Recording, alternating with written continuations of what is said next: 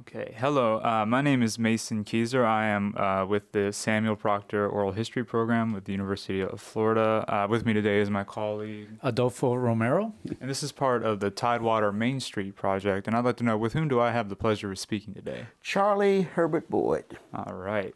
So let's start off with when and where were you born, Charlie? I was born in Plainfield, New Jersey, and on May 24th, 1946. 1946. Is that where your parents are from? Were they born there, or did they move No, up? my parents are from Middlesex County, Virginia. From here, okay. From here, yeah. And they moved up to work up in New Jersey? Yeah, that's what the problem. They couldn't find employment down in the South, and during that time it was a segregated system, so they decided to go north. Do you remember? Go ahead. Please. Okay, and they ended up in a little town called Plainfield, New Jersey. Mm-hmm. Do you remember what kind of work they did up there? They did domestic work. Domestic work. Yeah, they actually lived in on the facilities that they worked for. I don't remember the family, but they had a room over top of the garage, and that's where they stayed. And he was like the chauffeur, and my mother was like the maid. You lived up in that room with them too? No. See, what they did, when they had their children, they shipped us back to Middlesex County, Virginia. Mm-hmm. So I lived with both of my grandparents. Can you tell me a bit about them? My grandparents? Mm-hmm. Oh, sure. I'm named after my mother's father. His name is Charlie Boyd Holmes. Holmes. Yeah, and he lived in Middlesex County, Virginia. He's from Middlesex County, Virginia. His mother and father from Middlesex County, Virginia. And he married a lady called Ida Pern. Mm-hmm. And that was my grandmother on my mother's side. And he was a farmer. On my father's side, he lived in Middlesex County, Virginia. And they lived within, let's say, a mile and a half. So I could walk between both grandparents, which was very good. And my father's father was Moses Boyd. And he married a Sarah Davis. So we used to call them Big Papa and Big Mama. Big Papa, Big Mama. On my father's side. Mm-hmm. On my mother's side, we called them Grandma and Grandfather. And the interesting thing about this, their children, which would be my aunts and uncles, they all were in the same community, and at one time they were members of the Calvary Baptist Church, and they called it Christ Church, but they used the Saluda address. Mm-hmm. That was the focal point. So when they migrated from the South and went north, they had a tradition of the third Sunday in August, they would come back for homecoming at Calvary Baptist Church. And that's why I kept ties when I moved, when I was born, they shipped me down to my grandfather, which was Moses Boyd, and I might have been 1 year old. Oh, wow. Because there's some pictures I had when I was a little boy. And I stayed with them for maybe 2 years. Now, for some reason, my father's grandparents, my father's mother and father, that's where it went, which would be my grandparents, they had other grandchildren coming down to live with them because their parents was up north making money and sending money back to support them. So the house got so crowded. And my mother thought it was a good idea since I did have older brother and sister. I have an older sister, Joyce, and older brother, Troy. And they were staying with my mother's parents. So they thought it was a good idea that I should know my brothers and sisters. So around 2 or 3 years old, I went to live with Charlie Holmes and Ida Holmes.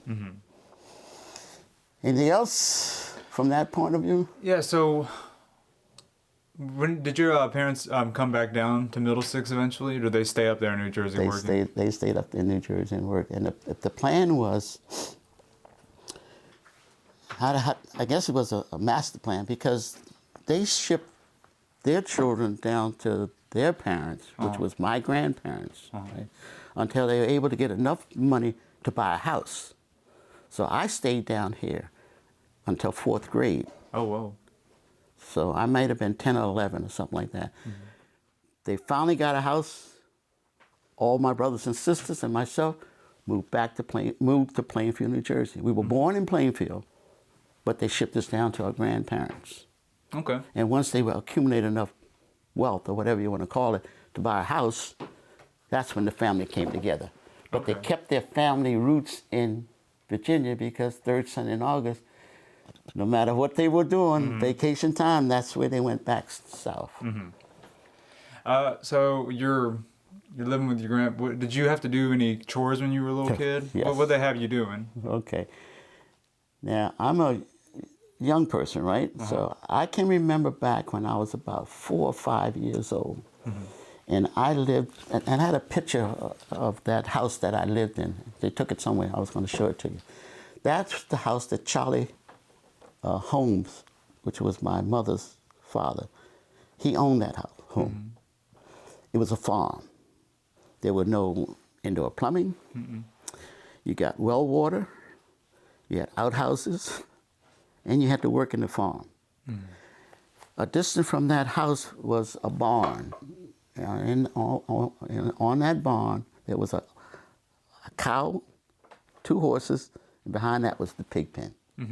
So, slop buckets, anything that they used from what you call garbage, they put it in a slop bucket, and you had to feed the pigs. You had to collect eggs. You definitely had to, this thing, what do they call it? I guess they call it fertilizer. When the horse go to the bathroom, there's hay and everything else. That manure is stacked in a pile somewhere, and eventually it gets into the field as fertilizer. So you had to also clean the areas where the animals were. I learned to milk a cow probably when I was 6 years old. So a daily chore in the morning was to go and milk the cow. I'll milk the cow in the evening. Definitely go in and collect eggs because there's a hen house and everything in there. And then they would store like sweet potatoes and stuff like that. I guess it was a cellar or whatever you want to call it. From my perspective, it was like a little crawl space. You could go down and get it. But you always had things that were grown. I do remember one thing that I remember taking eggs to a store we used to call thrift store. And the perspective I'm giving you is that the location is Haley Road, and that road is still there today. At the end of Haley Road, when it hits 33, which is General Puller Highway, there was a grocery store owned by a white family. His name was Mr. Striff. And you could barter. You could take eggs, he would give you flour. And so I didn't have a bike at the time. We used to walk didn't even have an address, but it was a good little ways, less than a half a mile, I guess, from that farm area all the way to the thrift store to get things that we didn't grow. Other than that, the area that I grew up in with my grandparents, this is my mother's side of the family, they did everything. They made soap out of lye, and the kids were always involved in it. I remember there was an old tin roof. They always collected water. I was wondering, why would you collect rainwater in this big old bucket? But that water was used for a lot of things. It was for cleaning, and it was for taking a bath. So they would heat the water up. I remember getting baths in a bucket, like this big old tin bucket that they collect this water in. They would heat the water up, and I was always the third one. So I got to the dirty part of the stick, to be honest. All right. And I remember, as a little kid, taking a kerosene lamp from the kitchen, because the bedrooms were upstairs, not having word about the fire, catching a fire or anything, blowing the light out, pitch black, and going to sleep. And everybody that I can remember, for some reason, people were in bed when it was dark. I mean, like around 7, 8 o'clock. After you eat, you go to bed, then you're up early. You're up early sometime when the sun comes up, before the sun comes up. And you worked. You worked your little tail off. And so yes, I did a lot. I didn't kill too many animals. I know my grandparents, when they wanted chicken, because chicken was always in the yard, they would go and step on the chicken, throw the chicken in the air, and the chicken's bleeding and jumping around. And once it finished jumping around, they come in, pluck the feathers off, clean it up, and then they eat the chicken. They stepped on like the chicken's neck to cut it? Yep. Or, yeah, okay. I never heard of doing it that way. Yeah, that was one of the, and my grandmother was the first one I saw that. Now, her children, when they came back to visit them, because my aunts and uncles, when they left, they went north, but they would always come back during the summertime. Mm-hmm. And my parents always showed up on Easter, Christmas, and third Sunday in August. And what they would do, when they were up north, they would ship packages back to you with your clothes, with candy, toys. But Christmas was a big thing. And that's what I remember a lot. On my father's side, I think they had a little bit more money, because I do remember, because that's the land I live on now, was my father's parents, Moses' board. He had like 2 acres, and for some reason it was all, I don't know, the front part, it was on the road, but he didn't really own it, but yet he built on it, and nobody complained about it. Nobody complained. So when I came back after my experience in the North and doing my career and everything, I bought that land.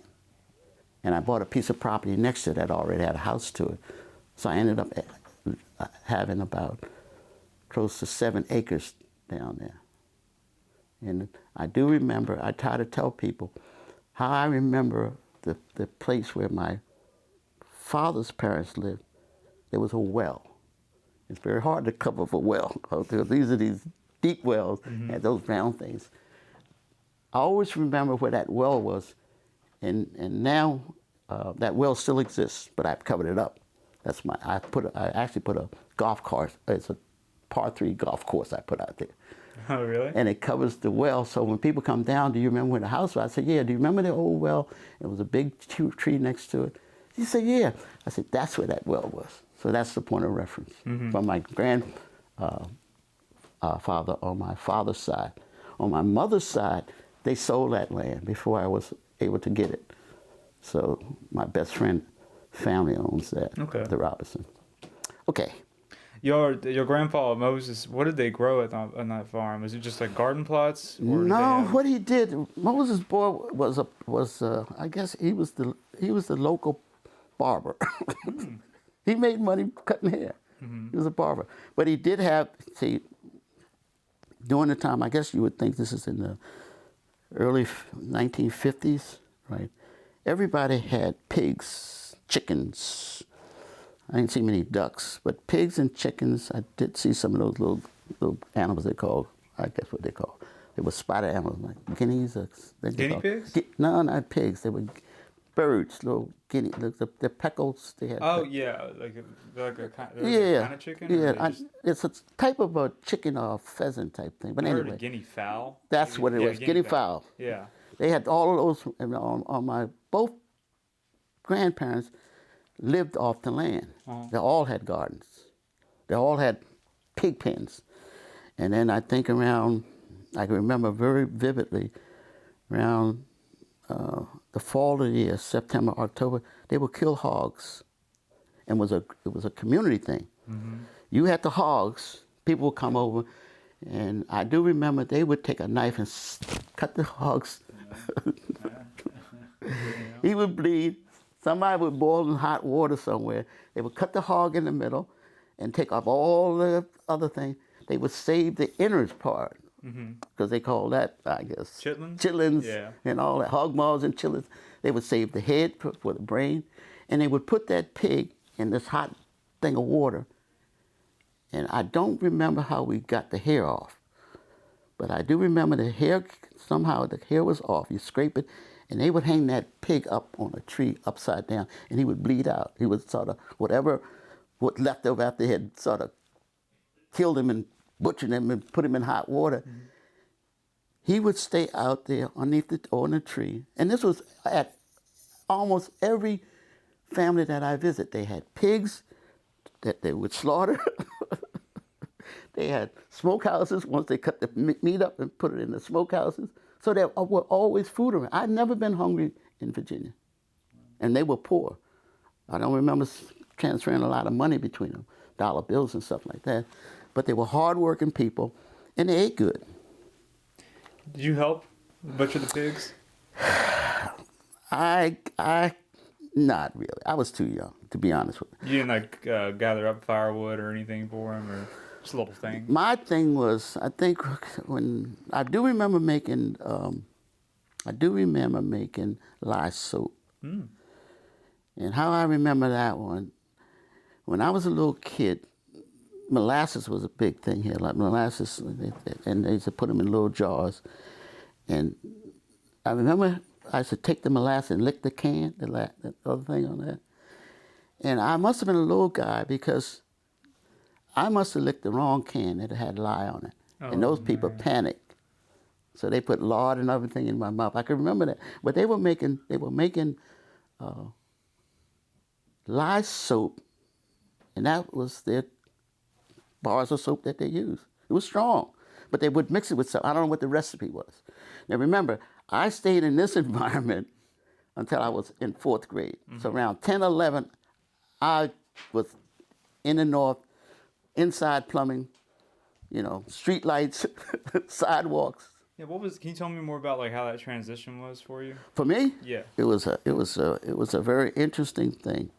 What was the neighborhood like and when you moved back up north? Okay, this is back in the early, maybe 1950s, 56, 57. Plainfield is a very unique town. Plainfield had a lot of wealth. They had the old Victorian homes. And then they had sections in town where the rich people lived, the middle class lived, and the poor people lived. The East End was considered rich. Sleepy Hollow was considered wealthy, where people worked.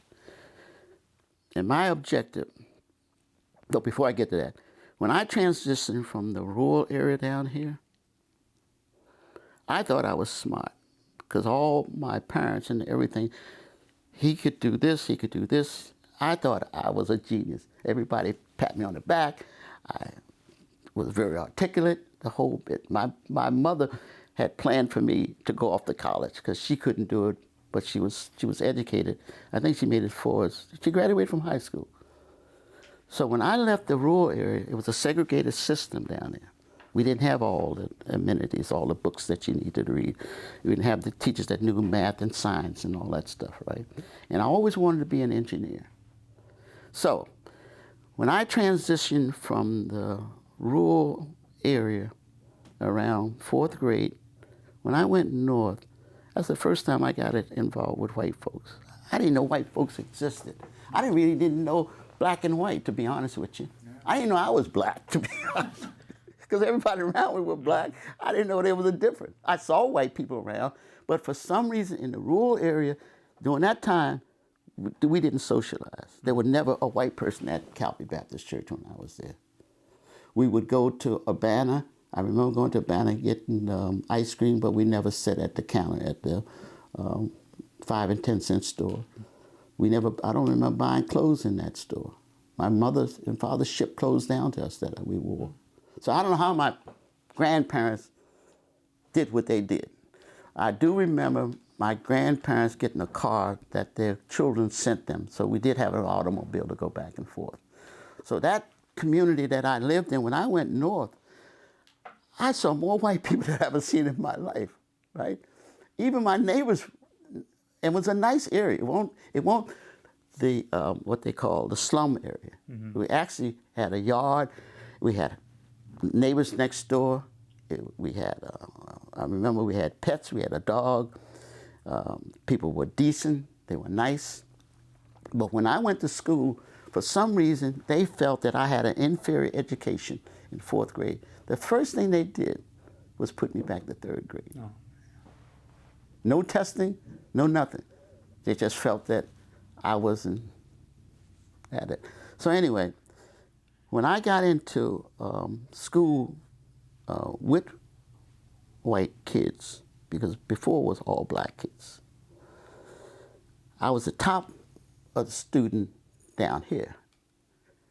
You know, I ended up in the middle when I went to compete with them.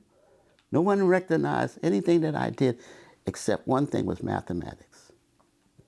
And I think the reason why they did that is that you couldn't deny it was the right answer. How I got to it, you can discuss. But if you give me a problem, I excelled in mathematics and science.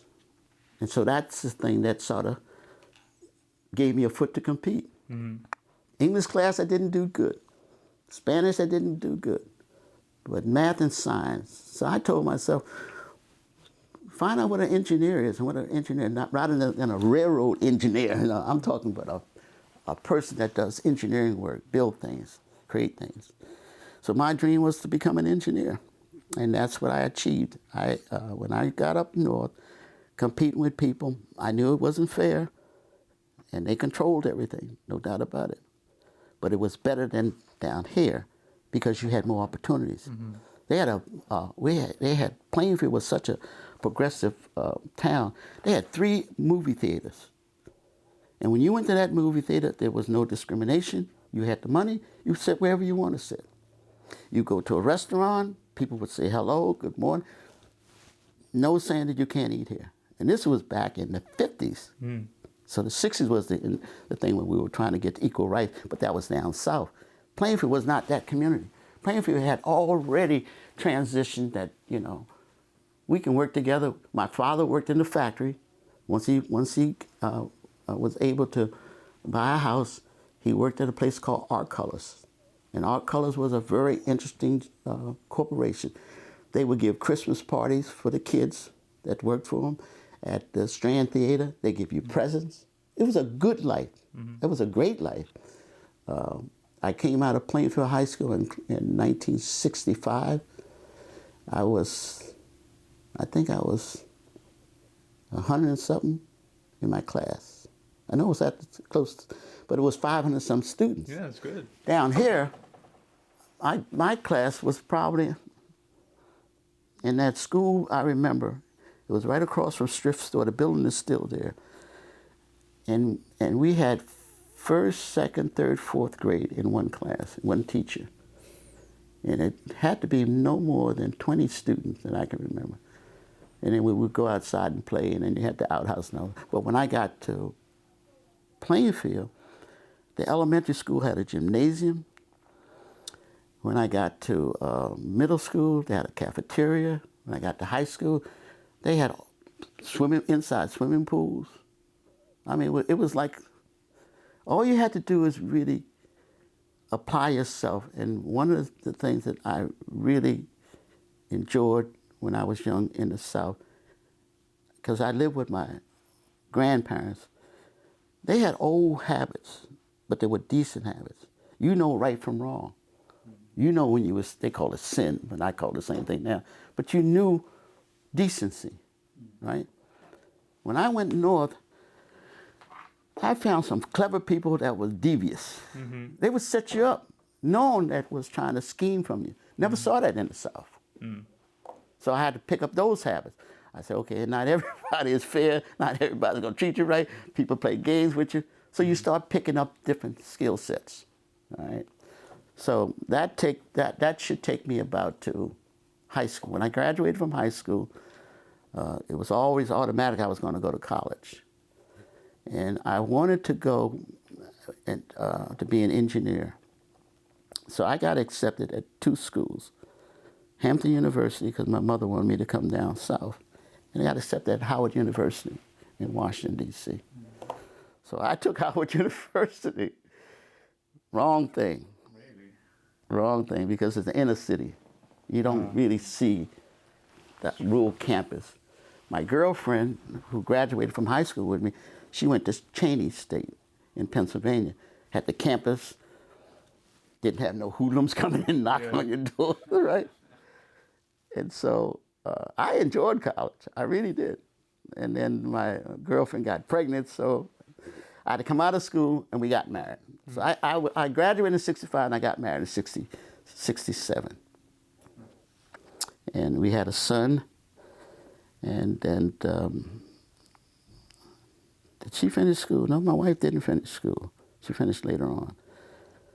So what I did, I went to school at night. Mm-hmm. So I got a degree in mathematics.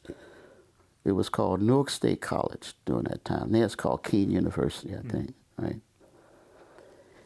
And because I guess people wanted to help me or whatever, I was not a hoodlum, you know, because we did have gangs and all that stuff, but I wasn't a hoodlum.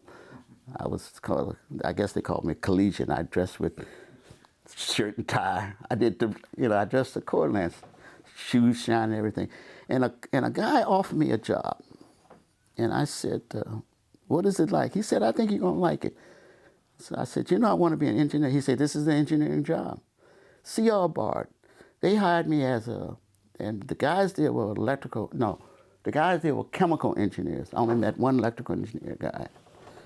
And he said to me that if you want to go and get an advanced degree, we will help you. And I said, well, I sort of like the degree I got now. What you going to give me for working for here? They gave me a nice little office as a technician, and they treated me like an engineer. They actually gave me projects to work on, so I experienced it. And I think, did I finish the degree then? No, they gave me this before I got my degree. I was going to school at night. When I graduated from Keene College, I think it was 1974, with a bachelor's degree. And somewhere down the line, oh, I know what happened. When I graduated, I had to do, since it was a teaching college, because I wanted to be a science teacher if I didn't go on to be an engineer, I had to do student teaching. So I had to quit that job and do student teaching. And they said, if you come back, if you want to come back, you can come back and work for us. Make a long story short, during that time, AT&T had a consent decree. AT&T was saying that they won't hire black people and they need to get minorities in there. A guy offered me a job after I graduated, and this is a good story, at the headquarters at AT&T at 195 Broadway in Lower Manhattan. Yeah. Wow. Did you take Yep. Yes, I took it. He doubled my salary that I was working at C.R. Bard. He doubled my salary. Now I live the dream of the people that were in Plainfield. The wealthy people, they took the train from Plainfield to Newark into Lower Manhattan, worked all, and they came back into the suburbs. Mm-hmm. I said, this is a good life. And then when I met a guy, I guess you want to call him a mentor, a white guy, didn't know him from Adam. He hired me. He said, I'm gonna watch your career. I said, great, I'll do the best I can. And then I said to myself, I said, you know, this math degree is not gonna make it. So I already had a BS degree. I went and got an associate degree in electronics, because electronics was coming in there. I want to know, because when I did my study, it was tubes, then they got into electronics.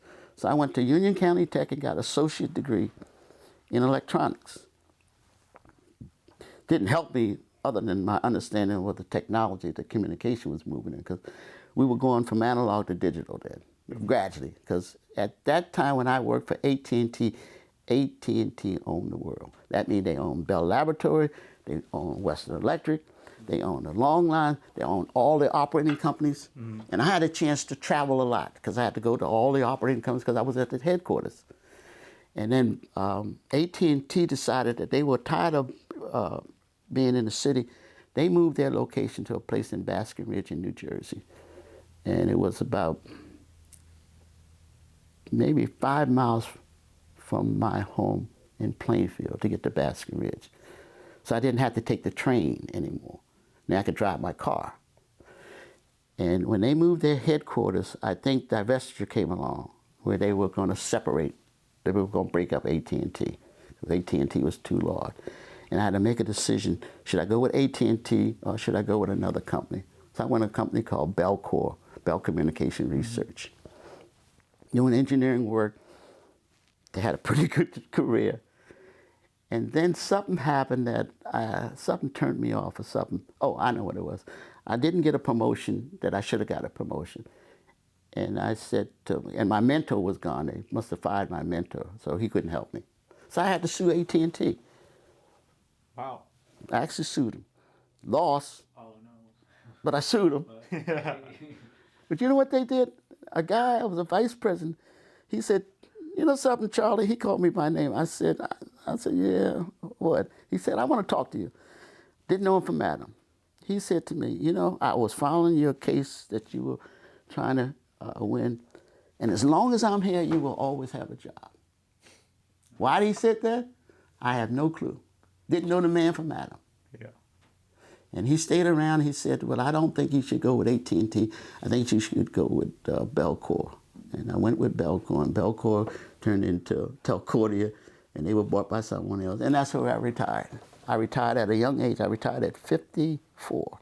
What year was that? I came out of telecommunications in 2003. Okay. When did you start working with computers like regularly? I started when it first came out. I built computers. Really? Yeah, IBM had these little things they were going to try to sell. And I started with the electronics part of it. Mm-hmm. I put memories in and started playing with that.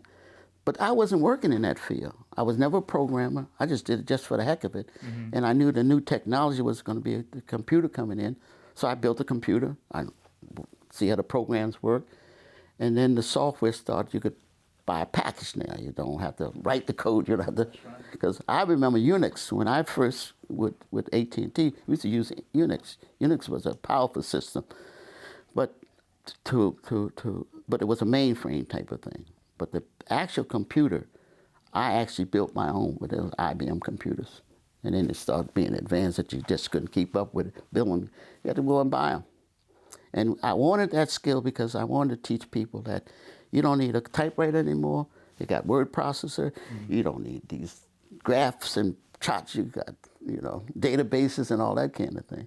And I was trying to teach folks that the new technology is coming. And I had a job, which was interesting. I have different careers. I had a job called life cycle analysis. Life cycle analysis says, here's a technology here. How long is it going to last and what's going to replace it? It's like when copper was in the ground, how long is fiber going to come in? And why they wanted to pay me for this is that you could depreciate your assets quicker if you could tell that it needed to be obsolete. Right. So I did this thing, and it was one of the best jobs I ever had. I used to go around teaching people that, look, technology is going to move, and computers were moving real quick. I mean, the memory and the processing speed was unbelievable. Every 2 years, you would double it or whatever it was. Mm-hmm. Right? And so I went and got into that for a while. But to make a long story short, I never passed it on to anyone. My kids didn't get into the technology. So far now, advanced.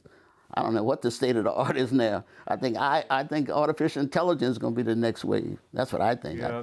I think that's going to be the next wave. But that was my career. When you were a kid in Middlesex, did you remember anything that kind of sparked your interest in technology and science you noticed in your daily life? My grandfather would always ask me to do problems for him, math problems, because he had a little business. I don't even think he had an accounting sheet. I don't think how he kept track of it, but I don't know if they had a bank or whatever. But he would ask me to do problems for him.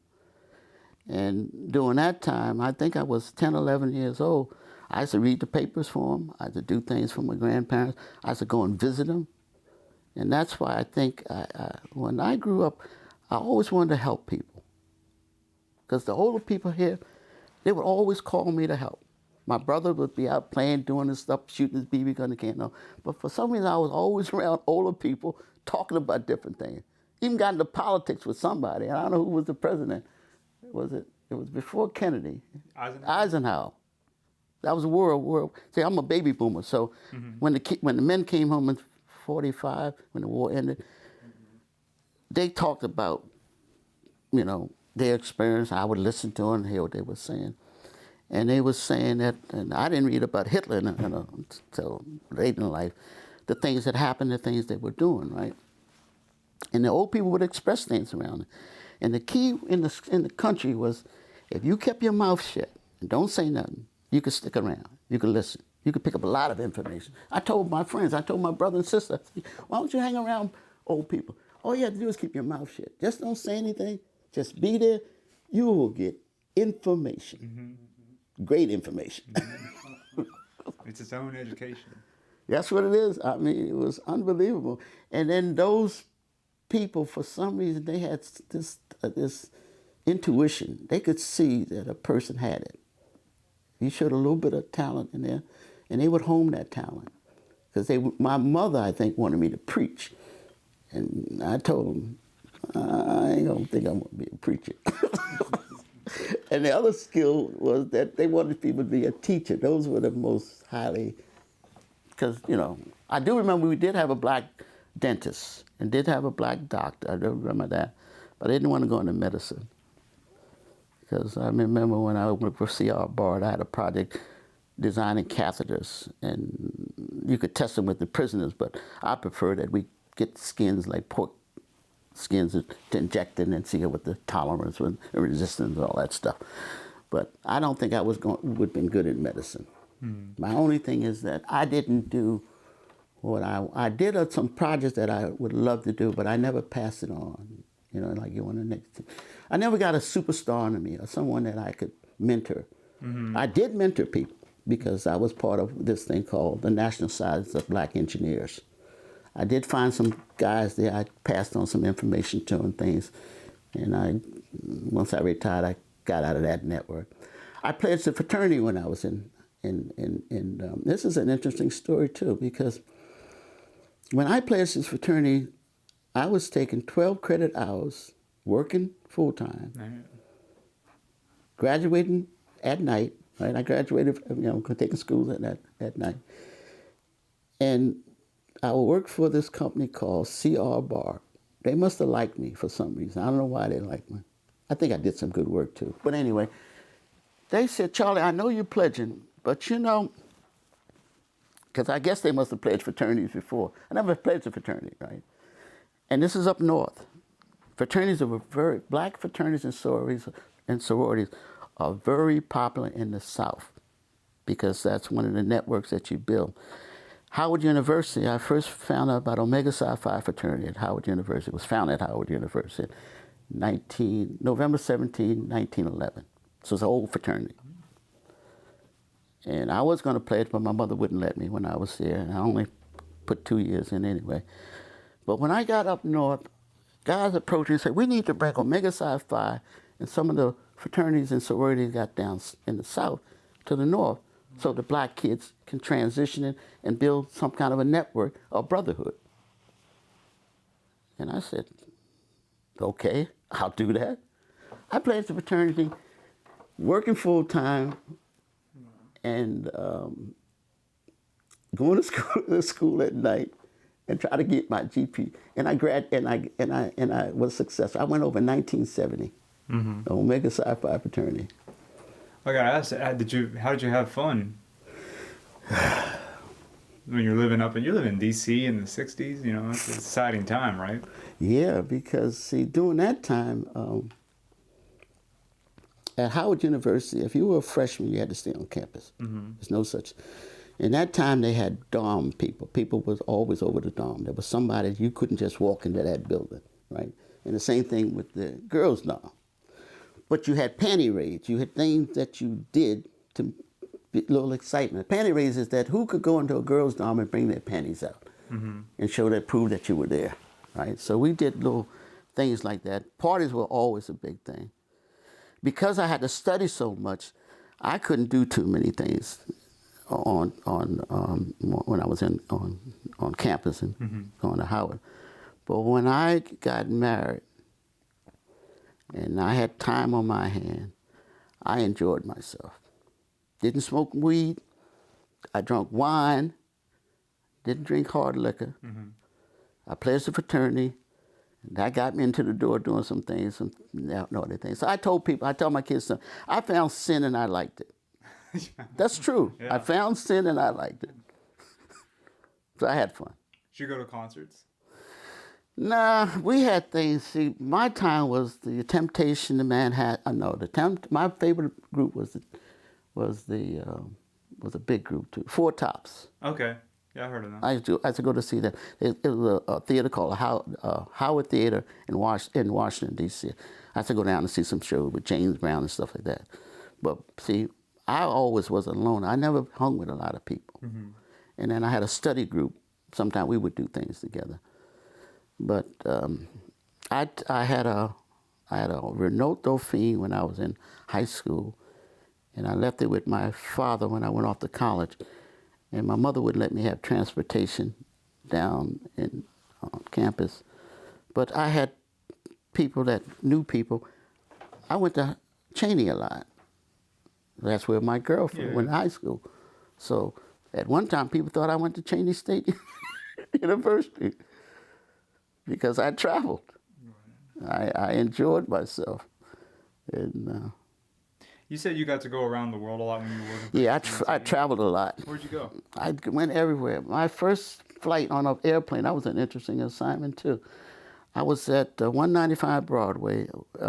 There was a project we were on in North Carolina. It was a Western Electric facility. We were making something. I forgot what the widget was, but I was doing the Gantt chart. Gantt chart is like a master plan. Who needs to do what now, and when the critical points were. I flew to. I actually missed that first flight. Yeah. The guy that was my mentor, he was where was I? I took the next flight back. I don't know if I did it on purpose because I had never flown before. And I was supposed to meet them at the airport. I went in, changed that. And then I think the secretary put the thing together. She was able to get me on a flight. And then from then on, I said, from here on, I'm not going to have anyone else put my itinerary together. I want to make my own flight arrangements. I want to make sure I know where my hotels were. And then they start sending me out to the operating companies because they call it AT&T General Department, like the overseer of the operating companies to make sure they were making their quotas. They didn't like you, and that's I found out that the hard way. Once that divestiture ended, right, Belcor became an owner of the regional companies, like Ameritech and all those guys, right? So we had 7 owners. We were no longer in charge. We were given the marching orders. When I was AT&T, we went down to them and see how they were performing. And if you got a bad mark, you probably didn't get your promotion, you didn't get your raises. Right. So they didn't really like me coming in, then being a black guy. And I overdressed. I used to wear, the French cuffs, the expensive suits, looking sharp, because you want to be part of. When I went to AT&T, you could not wear a colored shirt. This is how crazy it was. Your shoes had to be black. I never saw people wear brown shoes. Did see them wear those crazy straw hats, white ties. White shirts, dark suits. Something else they did that turned me off. But anyway, that was the standard, and I try to imitate that, right? But we know we were never fully integrated into the system. They said that I showed up because I was part of affirmative action. They had to hire me. AT&T had to, right, because that was sort of true, because the consent decree, what they signed, they said, yeah, we have not been behind blacks in management, so here's an opportunity, we're bringing them in. So people who were competing for that job were overlooked because they had to get black folks in. And they had that attitude. And the same thing had to do in the operating companies. Not only AT&T had to do it, but the operating company had to put blacks in management position. And most of the time that I went down there, I was the only black guy sitting in that table talking to them folks. Sometimes I was nice and sometimes I wasn't nice. Your siblings, did they stick around in New Jersey? Yes, they did. Let's see, I have 2 sons. And both of my sons got into trouble. That means they went into the system. They didn't do what they were supposed to. I used to sit down in my office, teach them computers, teach them math, teach them science. They would pick it up, and then their mother would say, I'm too hard on them. And they needed a break, and they need to go out and socialize. See, I had plans for them. Then I even had my oldest one. I put him in a it's called Nairi Institute. It was a black school, and it talked about the principles of Pan-Africanism. I don't know if you know what Yeah, Pan-Africanism. yeah. Okay. I wanted to ask you about that. Yeah. I wondered if you were into that. Very into it. Mm-hmm. I was very into it. I was into a lot of culture things built in. I know a lot about my culture. Mm-hmm. That's why I wear the African outfit. I'm the only one probably in my church. I don't wear regular clothes. I wear African outfits to church. So anyway, and then when people ask me a question, well, what is the unk? What is this? What is this? I sit down and talk to them. I say, oh, now I got your attention. I can talk to you, right? So I talk to them. But my kids, my oldest one, I was grooming him because he had the skills and he had the talent to do some things. But then he got into drugs.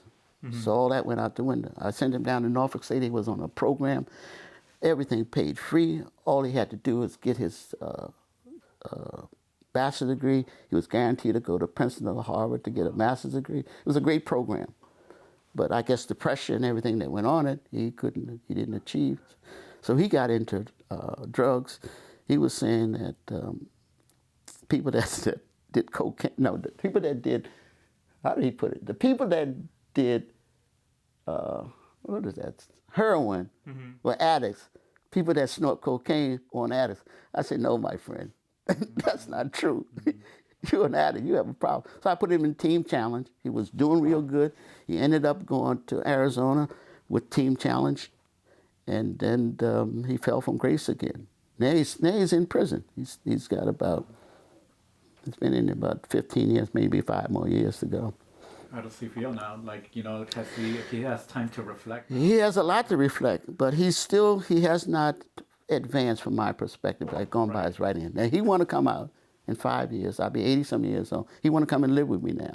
He said, I remember all the things I did. He did, Dad, you teach me this. And I said, okay, you got to show me what you want to do when you come out. So we're writing things back and forth on that. The youngest one, he wasn't as bright. He was a little slow. He has dyslexia, but he was a good guy. But see, with black folks that have kids and their parents got money, I meant to tell you, I was sort of wealthy.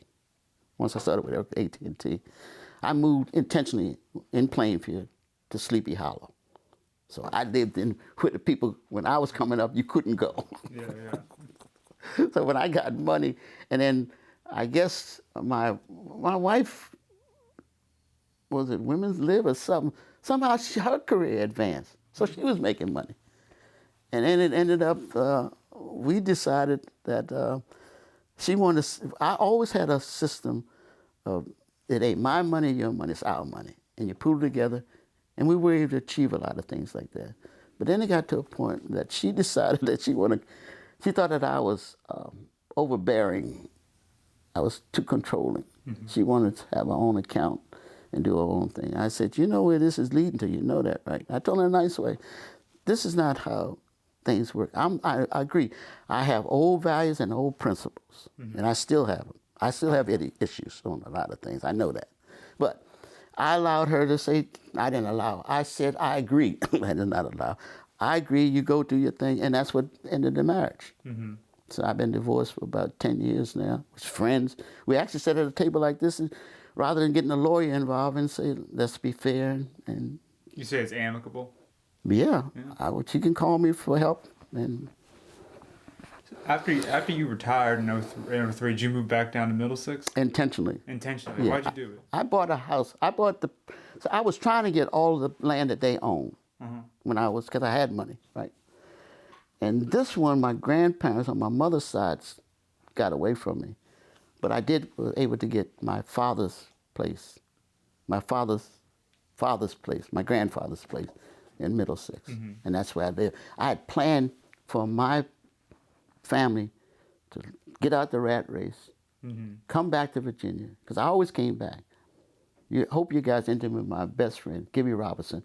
Okay. We were next door neighbors by my grandparents' house, and we stayed friends. He's a Jehovah's Witness, but it never interfered with our relationship. Mm-hmm. He stayed in Virginia. He used to come to Plainfield during the summertime, stay with his sister. And Gibby Robinson is grounded. And I try to get my family to say, we need to be grounded, not to suffer because we had money, right? Mm-hmm. But to get back to some of the old principles. What's the matter having a garden, cutting your own grass? Mm-hmm. That was my plan, to come back and remember the good times I had down here. And that's what I did. And with me, my church is everything. My religion is everything, right? So I came back, church I was baptized in. I'm a member down there. To Shiloh? That's Calvary Baptist Church. Calvary Baptist Church. And it's home to me. Mm-hmm. But my wife didn't see it because she didn't live in the South. Yeah. But I intentionally, and that's why I retired early. I retired knowing that this is not the life for me. Pan-Africanism. How did you get into Pan-Africanism? I read a book. I read a lot of books. I was like, Malcolm X is the one that turned me on to it. Malcolm X changed. Malcolm X was part of this, just like Louis Farrakhan. If you listen to Louis Farrakhan, he's an interesting person. I wouldn't write him off. I don't know why the Jews don't want to deal with him, but anyway. Malcolm said, when he went to the Hajj, right, that not all white people are devils and demons and all that crazy stuff. It's how they act. And what Europeans have done to Africa is a shame. It's an embarrassment. Europeans did not treat Africa well. And I know why they didn't treat it right. Africans didn't treat their offspring right either. Mm-hmm. When they had albinos that were light-skinned, blue eyes, they threw them out. Mm-hmm. Africans didn't treat people fairly. And I don't know if they remember that or whatever. So when they got into power, they didn't treat Africa fair. They actually divided Africa up. Talking about the Europeans? Yeah, European. Yeah. Russian, some of them. But anyway, but Malcolm had a different vision. Malcolm had a great vision. He said, why don't you Africans get yourself together and do some things and compete on a level playing field. It ain't about color. It's not about color. It's about what your spirituality and what you believe in and how you see people should be treated. And Islam and Judaism and Christianity, they're all the same. There's no really difference. Mm-hmm. They don't talk to each other. Same principles, same things that they say. Same God. Call them different names. So I got into Pan-African because I saw the struggles and the games people played to get Africa in the shape there is. Because Africa has a terrible, they just don't see it. They saw it when they were in Kemet, which was Egypt at that time. But they saw it then because look what they were achieved. Look what they achieved. I mean, they achieved all kinds of things for civilization. Yeah. So Malcolm saw that. And then I said that, this is what the future holds. Have you tried to bring any of that perspective into the Middlesex community? No, only on the circle, only if somebody want to talk to me. Uh-huh. My thing is that all they see is that I do what I do. And if somebody approached me and asked me something, I'll share it with them. I don't try to put it on them. They respect. They gave me awards, come to think of it, this year for Black History Month. All right. I don't know why they did it. I have no clue why they did it. But my sister was very happy because just me and my sister left. It's good because my mother and father worked hard in that church. They had that was a good thing too. They had little clubs in New Jersey and Philadelphia, those places, and they raised money. So when they came back third Sunday in August, they gave them a good, healthy donation, and that's part of the thing. You gotta have other people supporting you. You can't do it on your own. Right. Mm-hmm. So it's a very simple lesson. That's from my perspective. It's just a very simple thing. And so no, I don't go out my way and preach this and practice this. I try to live it. People want to talk to me about it. I talk to them about it. Before I ask anything else, sure. Alfonso, do you want to ask anything? Yeah, so talking a little bit about principles. Mm-hmm. In Middlesex town, how would you said like those principles are those things that you came back here for. Right. You came back to live through that. Right. Can you tell me a little bit about those principles back in the 1950s, 60s that existed versus now? Do you feel like Middlesex town still has those type of principles with the community? Mm. And if not, what do you think happened in between? I don't know. There was unity before. And I guess, sometimes when you're struggling hard, you come together. I saw black folks, when they killed that hog, everybody got a piece. Even though it was their hog, he came in and helped. I saw people that used to do canning and preserving things, stock away in the closet. Nobody went home. You came by somebody's house, they didn't know you from Adam. You said you were hungry, they're going to feed you. They would even talk to you about your spirituality. They would do things. They would set example that this is how you treat your fellow man, you know.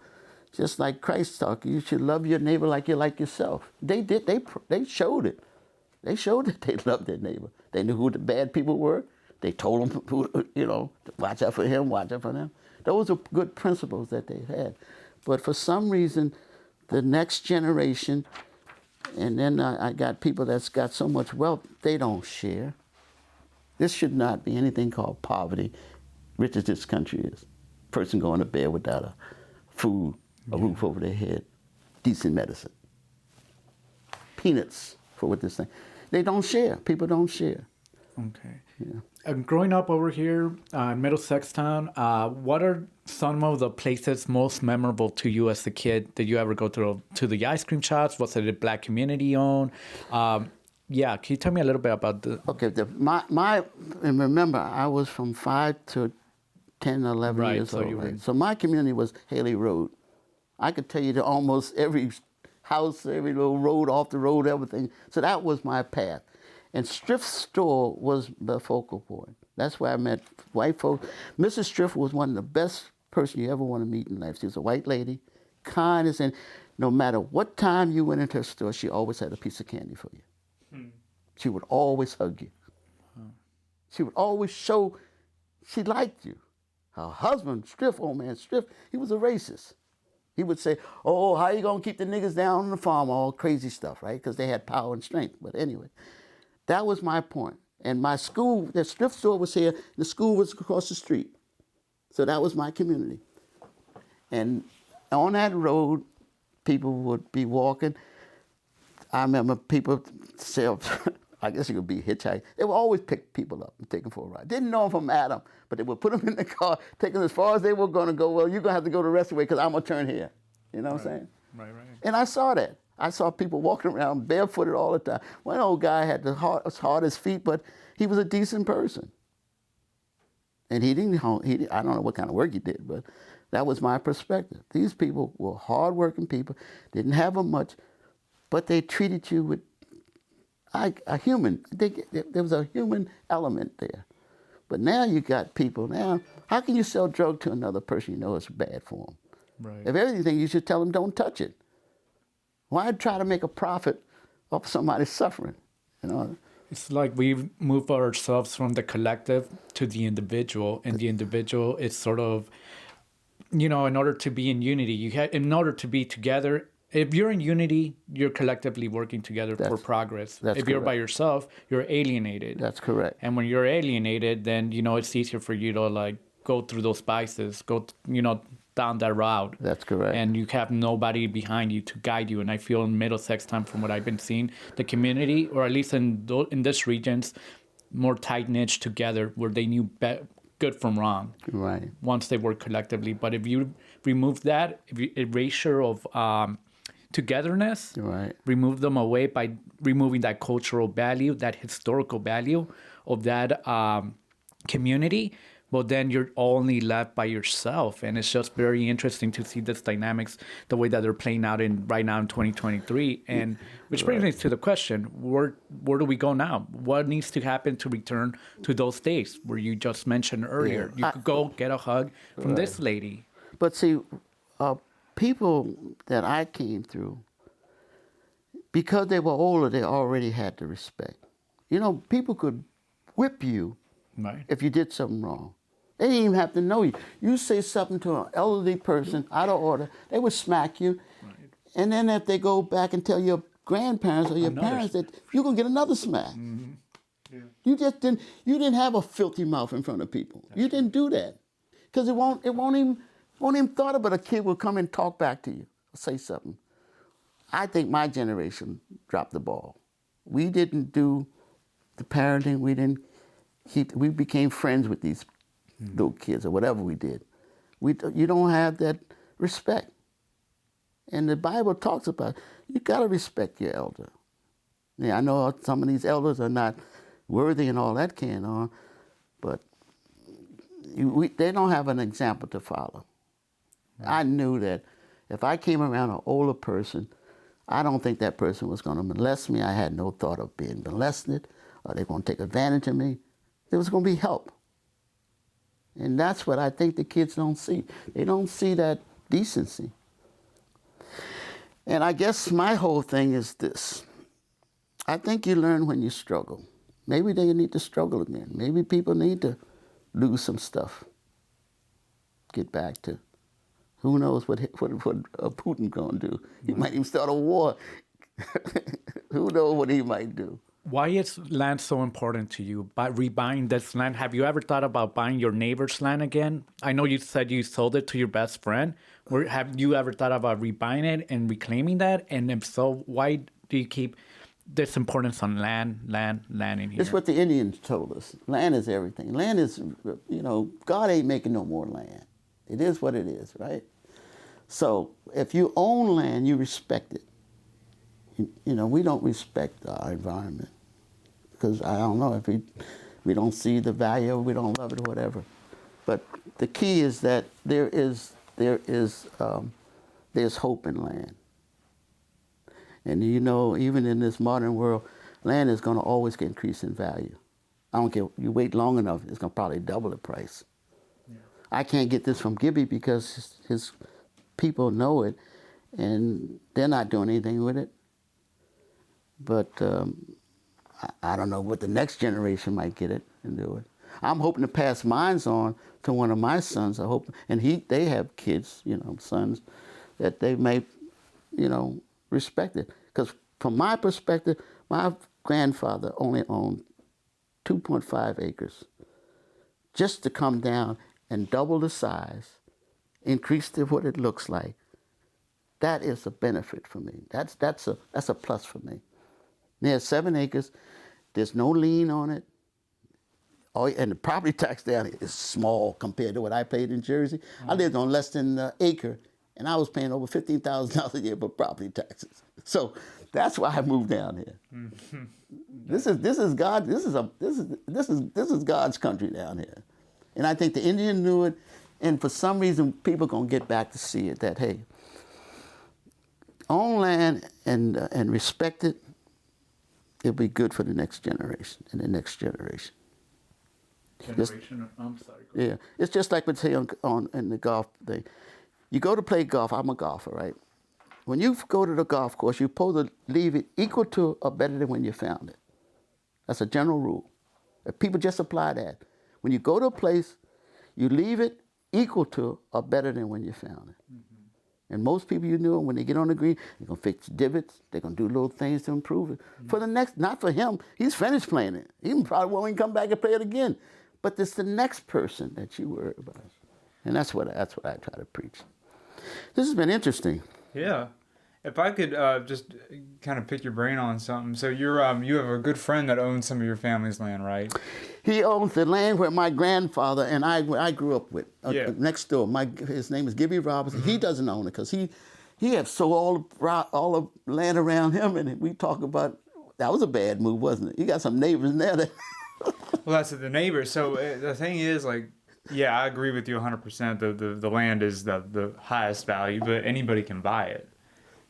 What happens is if it's all well and good if maybe the people that you can trust to be respectful and to be mindful of the history is great if they own the land, but they won't have it forever, right? That's correct. So I don't know. Do you think there are ways of holding land in common that's really important to the community that might better be explored? Yeah, because there's a I don't know if they're going to be part of this interview. The Holmes family was one of the older families down here. I think his name was, when I came along, was Nestor Holmes. Nestor Holmes, his place is still there. Actually, he's buried on his land, so they got graves on it.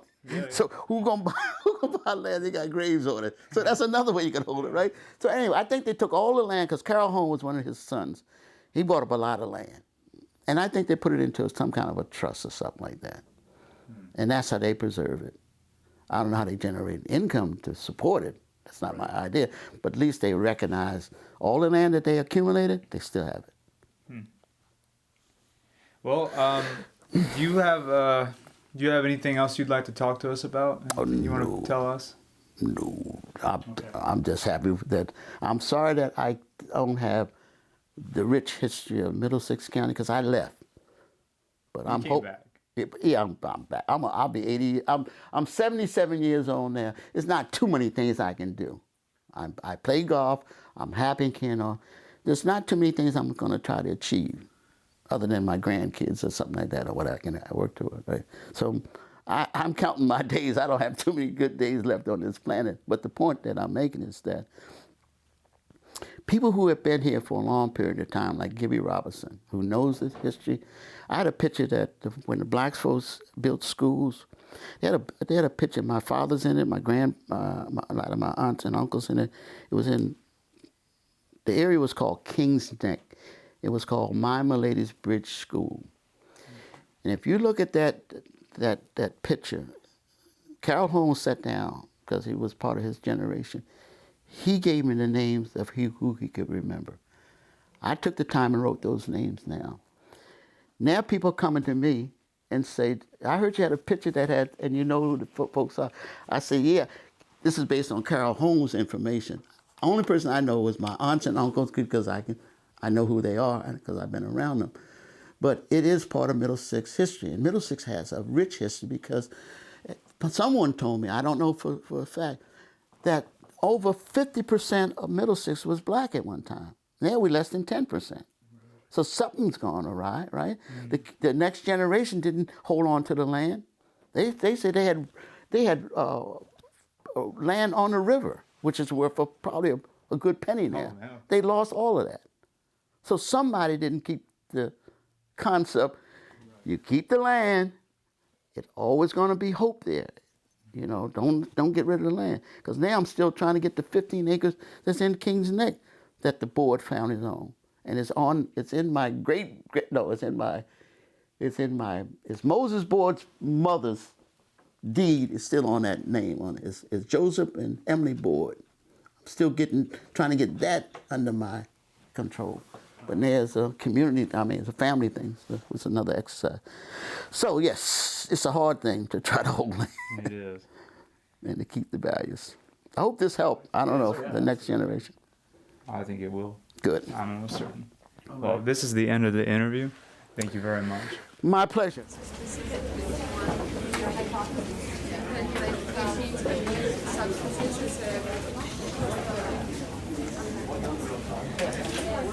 Your favorite club.